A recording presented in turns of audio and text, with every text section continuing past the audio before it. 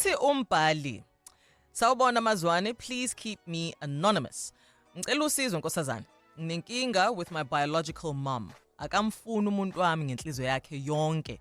Sengina almost 10 years with this woman, but impilo yethu ayikaze yawuqeda unyaka kamnandi. Sihlezi sixabana. In October 2020 kwakumele ngiyovela ekhaya kubo, ngiyocela isihlobo esihle. Kwakhona izinto ezingivimba ethinta isibongo from my side, and ngikuthola lokho ekugcineni mhla ka-1 October lapho kumele ngiyovela ngomhla ka-3 October. Kwaphoqa ukuthi ngicela ukushintsha i-date. Akwangahlala kahle emndenini wakamuntu wami. Ngenxa yaloko sagcina sihlukene for almost 2 years. Sibuyelene last year in February 2023, and ngo-March last year I met with her family ngiyocela uxolo ngesimo esenzeka ngenkathi ngikhansela ama-negotiations sekusele usuku olulodwa. Bangixolela, bangamukela. And nkathi ngiyoxolisa ngangihamba ngedwa all the way from Durban to Ladysmith. In June, ngahlala phansi with my family, ngabatshela ukuthi sengifuna ukuganwa and ngizoganwa uyena lo muntu futhi ngiready ukuyomcela. My mom flat refused. Wangibalela izinto azibala the last time sizihlukana. In July, I decided ukuhamba ngiyocela isihlobo on my own because even my brothers were influenced by my mother to not assist me on anything ethinta this process yokucela. They didn't even make umqombothi as kuwusiko if kuyocelwa. I woke up early in the morning, around 4 a.m, ngakhuluma egcekeni nedalwa, reporting ukuthi ngiyocela. And I went to Ladysmith, ngafike ngacela bangamukela, and 2 weeks later wafika umakoti elithupha skiti kaMamezala. And guess what? They accepted it, even though bengamfuni. After a month, ngaphelelwa umsebenzi. Kwatholakala ukuthi kunama-files alahlekile emsebenzini with very important details. Only to find ukuthi those files were stolen by my mother.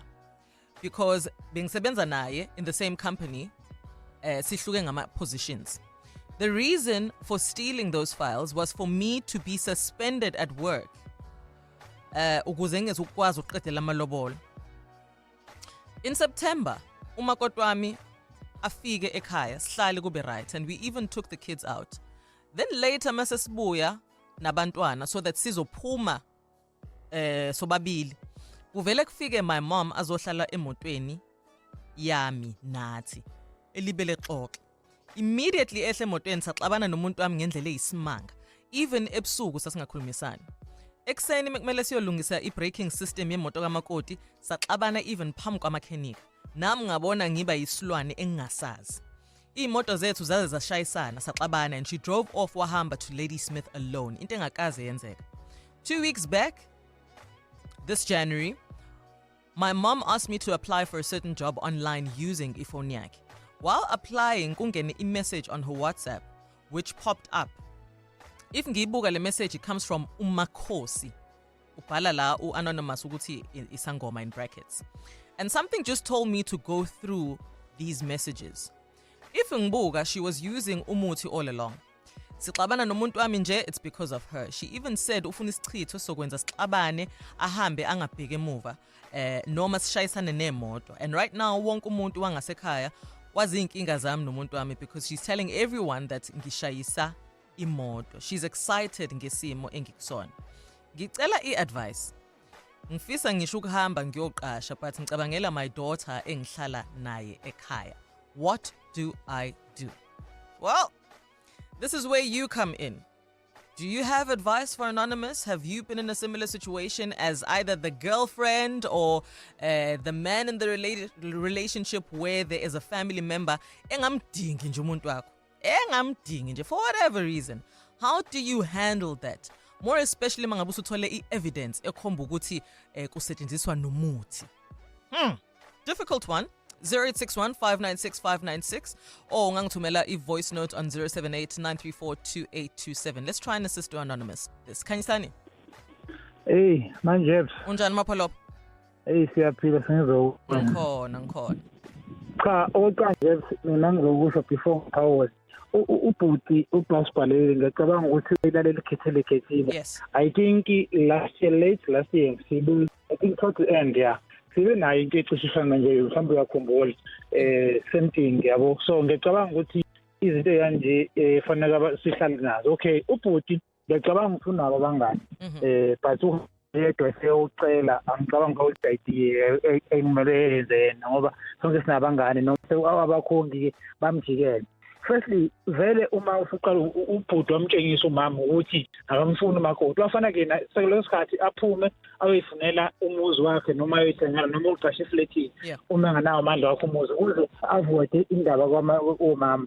Athi njengami mina nginankinga noma mongizalayo kodwa ngakubuka lento eli angakafiki esitebeni sokushada noma ngilobola kodwa ngikubukile kusayela ukuthi uma ngiright naye angaze kufika esitebeni sokuthi singazwani naye so angibe noma umuntu semhlathe ngishada ngasokusazi wami ngiyohlala naye khona ekhaya ngekwazi ukuthi avuze lento ukuthi ngingazwani noma ngenxa yenkofazi wami uma abasezi be right so kuze ukuthi avoid lento iba uma ufuna ukuthi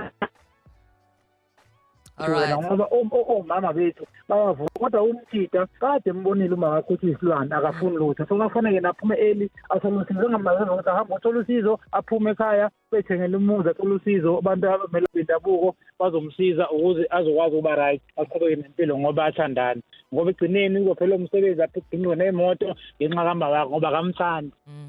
All right, got it. Thank you so much for your call, Mapoloba. Anonymous? Yes, njani? Ngiyaphila sithanda sami ngicela ungicishile iradio yakho, okay?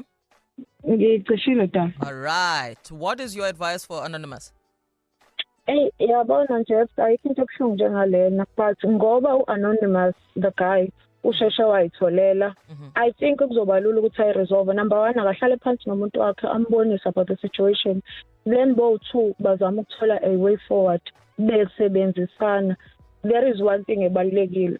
Because to share my story, now I've been in the same situation. Kwagcina kuphelile ngahlukana nefiance yami ngoba the third party ke mina on my side uguy wayengaboni lutho imina nje waye wrong. Kena yonke into ebiyenzeka imina be wrong. So umuntu owayengakudingi wena in your situation was it also uMamezala? Mamezala. Okay. Nje 2018 ngiyocela ngilotshola uMamezala wa-overdose amaphilisi ethi uyayibulala. Hayi. Yeah. That is how kubhedi ngakhona emhlabeni manje nje.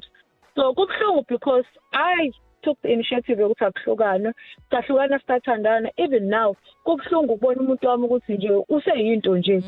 Nje. But ngoba uguy usebonile mina ngiyamcela akazame ngayo yonke indlela.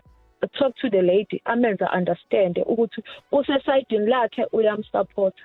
And Anonymous, tell me though, if we have gotten to the point where we now know ukuthi umama usebenzisa umuthi ukuze baxabane, how sure can both parties be ukuthi noma sebehlala kandawonye sebephumile egcekeni lasekhaya that umama is not going to continue ngalezinto azenzayo?